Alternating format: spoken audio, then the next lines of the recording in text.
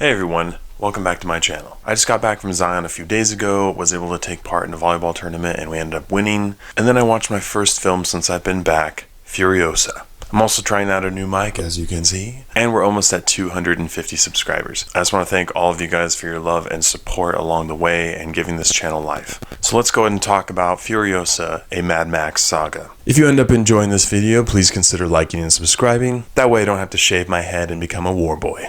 The synopsis is as follows. Snatched from the green place of many mothers, young Furiosa falls into the hands of a great biker horde led by warlord Dementis. Sweeping through the wasteland, they come across the Citadel, presided over by Immortan Joe. As the two tyrants fight for dominance, Furiosa soon finds herself in a non-stop battle to make her way home. So without further ado, let's get into the 6 things that make a movie great. 1.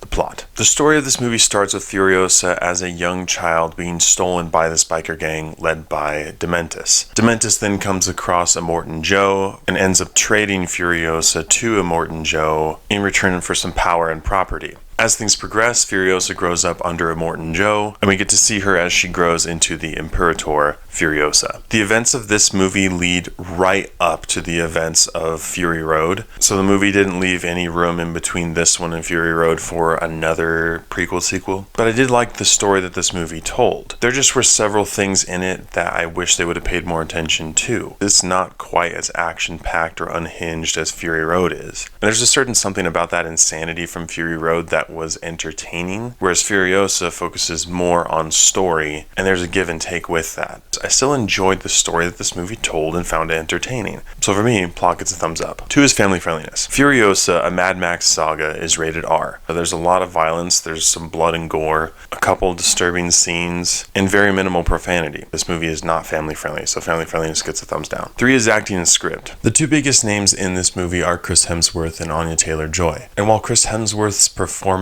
as Dementis was okay, for me, Anya Taylor-Joy carried this movie and is one of the main reasons why I enjoyed it as much as I did. I think she's a fantastic actress that brings to life any movie that she's a part of, and she did an excellent job in this movie playing Furiosa. But other than that, it was kind of cool to see returning cast members from Fury Road playing their parts that they did in that film, which gave the movies a sense of continuity in their entertainment. I will say, however, that the unhinged nature of the war boys in Fury Road was not present in this movie. And I don't know if there was a story purpose behind that or if it was just George Miller deciding that he didn't want them to be as unhinged. I'm not sure. I did like the script and storytelling of this movie, but it also felt less like one really long scene shot in the desert like Fury Road did for me. I really liked the friction between Immortan Joe and Dementis and his Dementors. I'm pretty sure that's what they're called. But the fact that this movie showed a bit more depth and had a bit more going on with the story is something that I really enjoyed. So for me, acting and script get a thumbs up. 4 is character development. Really the only character development that you get in this movie is with Furiosa, hence the title of the film. You get to see her grow from this young girl into this brutal enforcer just because of the environment that she's in and adapt to where she is so that she can survive. And I think they did a decent job showing that. Adding depth to the character of Furiosa makes Fury Road better, so I think that this was a good move for them to do, especially if they're wanting to continue this franchise moving forward. But if they're wanting to do that, I think they need to add more depth to all the characters, not just Furiosa. So if another prequel or 2 are in the works, I wouldn't be surprised. So for me, character development gets a thumbs up. 5 is visuals and CGI. Here is where we see one of probably the biggest differences between this film and Fury Road. Fury Road had a lot more practical effects. This movie had a lot more CGI. There were quite a few moments in this movie where the CGI was just really bad.